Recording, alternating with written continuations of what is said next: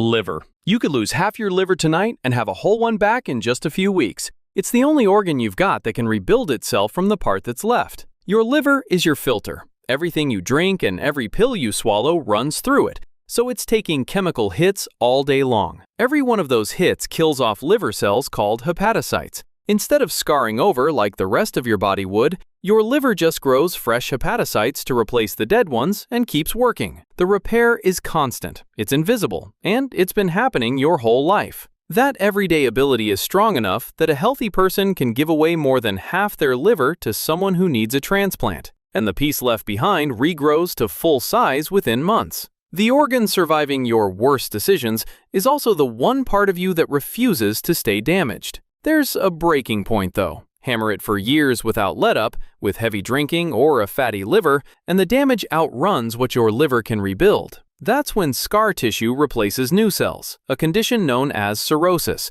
and that scar tissue is there for good.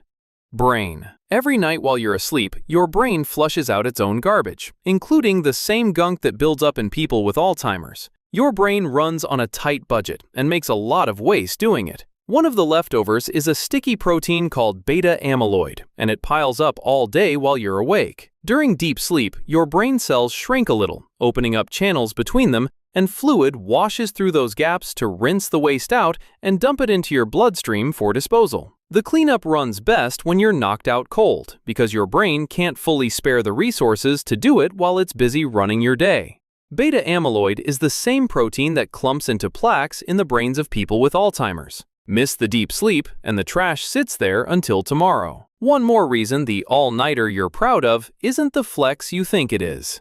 Blood vessels. Block one of your arteries and your body will build a detour around it. No surgery required. When an artery narrows slowly, choked by a buildup of fatty plaque, the tissue downstream starts running short on blood. That shortage sends out a chemical distress signal, and the smaller vessels nearby answer it, widening, branching, and linking up to carry blood around the blockage. Doctors call the backup route collateral circulation. It's your body's way of laying new pipe to keep the supply running when the main line fails. This is why some people have a major artery almost completely blocked and never feel a heart attack coming. They've already grown the bypass themselves. The catch is speed. The detour takes time to build, so a sudden, total blockage gives your body no chance to prep one. Slow problems get solved, fast ones don't.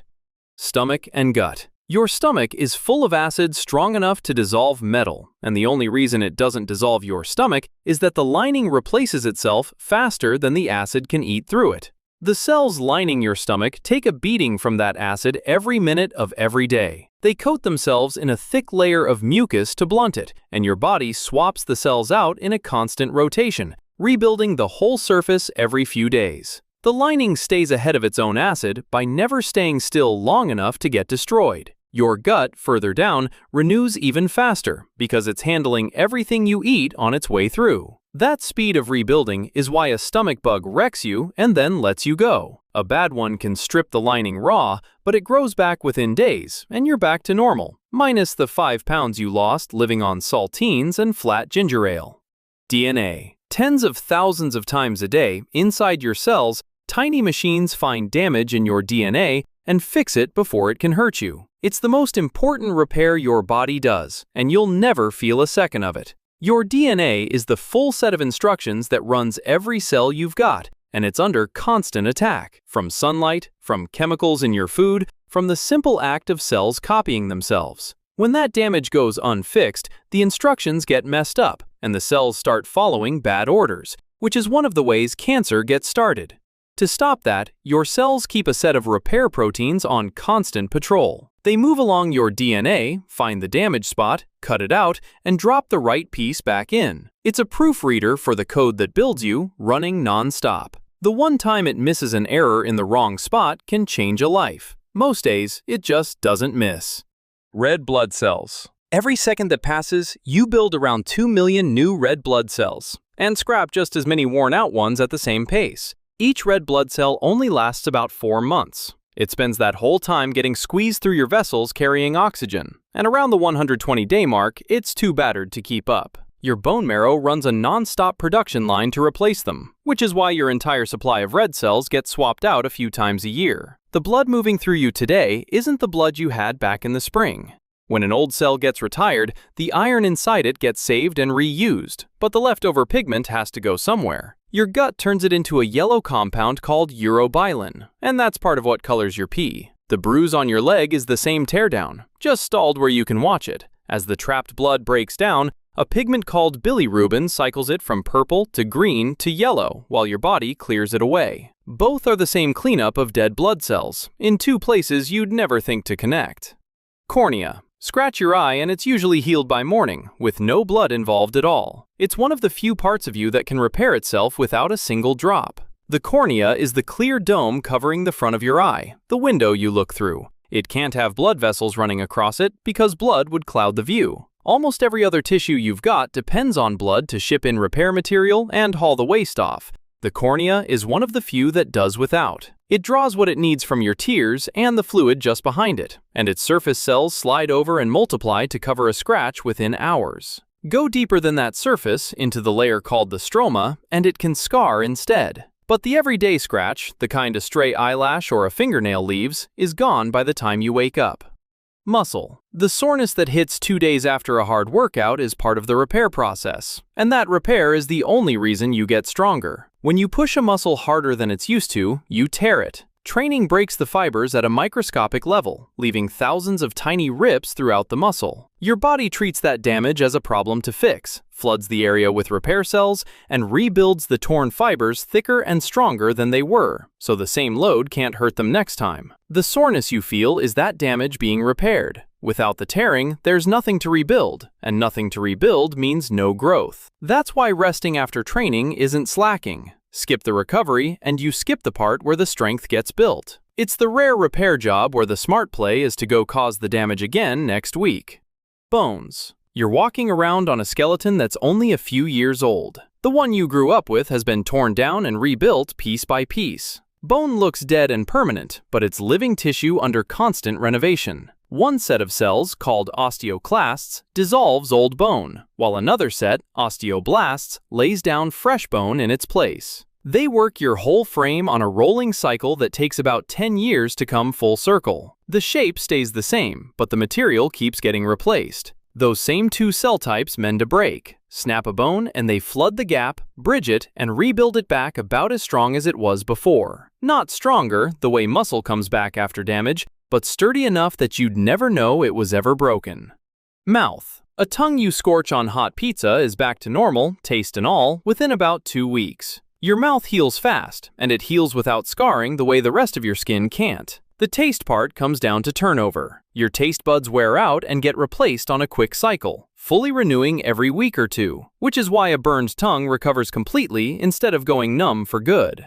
The scar-free part comes down to the cells that rebuild a wound, also known as fibroblasts. The ones in your mouth are different from the ones in your skin. They behave more like the cells of a developing baby, healing damage with far less inflammation, and inflammation is a big part of what forms a scar in the first place. Bite your cheek at dinner and your tongue won't leave the raw spot alone for the rest of the night. By the time you think to check again, you've already forgotten which side it was on. Skin. Most of the dust on your shelves is you. The dead outer layer of your skin flakes off without stopping, and your body rebuilds the whole surface every 4 to 6 weeks. The outer layer is called the epidermis, and it's a sheet of dead, hardened cells that acts as your armor. New skin cells, called keratinocytes, are born at the bottom of it and slowly push toward the surface. As they rise, they fill with keratin, the same tough protein in your nails and hair, until eventually they harden into the dead shield on top. The skin on your face today was built from cells that were alive deep down a month ago. Where the dead layer ends up is the part you don't want to think about. A real share of household dust is shed skin, mixed in with the dirt, fibers, and pollen from outside. You shed about 8 pounds of it a year, most of it ending up in the air and on the floor around you. Autophagy. Your cells eat themselves on purpose, and it's one of the main things keeping you healthy. The process is called autophagy, which means self-eating. Inside your cells, parts wear out, bits of damaged machinery and misshapen proteins. Instead of letting that waste collect, your cells wrap it up, break it down, and reuse the raw material to build new parts. It's a recycling program running in cells throughout your body, clearing out the broken stuff before it can cause trouble. That cleanup runs faster when your body's under mild stress. Going a stretch without food or pushing through a hard workout both flip it into a higher gear, which is one of the reasons fasting and exercise are good for you. Your body does its best housekeeping when you're not actively making the mess. Clotting. You spring tiny leaks inside your body all day long and never feel a single one, because each gets sealed almost the instant it opens. Blood pushing through under pressure puts constant stress on your vessel walls, and small spots give way all the time. The moment one does, cell fragments called platelets rush over and clump together to plug the hole. Then a stringy protein called fibrin weaves across the plug like mesh, and the leak is shut before it turns into a problem. That sealing process is called coagulation, and it runs around the clock, in vessels all over you, with no scab or sign anything happened. Once the wall underneath has healed, your body dissolves the clot it built and clears it out, in a process known as fibrinolysis. The repair vanishes along with the damage, as if the leak was never there. Lungs. Within days of your last cigarette or vape, your lungs start recovering from the damage you've caused them. Your airways are lined with millions of tiny hair-like strands called cilia that sweep mucus and trap debris up and out. Smoking and vaping paralyze those strands and eventually kill them off, which is why the gunk builds up and the cough sets in. Stop, and the cilia regrow and start sweeping again, often within weeks. The inflammation drops, and your lungs clear themselves out. There's one part that doesn't come back, though. The tiny air sacs deep in your lungs, called alveoli, where oxygen passes into your blood. Once they're destroyed by years of smoking, they're gone for good. The cilia, the mucus, the cough, all of that can heal. The alveoli are the one thing that can't. Heart. Your heart beats around 100,000 times a day and never rests. Yet somehow, it's one of the worst organs in your whole body at repairing itself. You'd think the hardest working organ would be the best at fixing damage. It's the opposite. Heart muscle is made of cells called cardiomyocytes, and unlike most of your body, they barely replace themselves once you're grown. When part of the heart dies during a heart attack, starved of blood, your body can't grow those muscle cells back the way it rebuilds almost everything else you've seen here. It seals the dead patch with scar tissue, which holds the wall together but doesn't beat and doesn't pump. That piece is gone for good.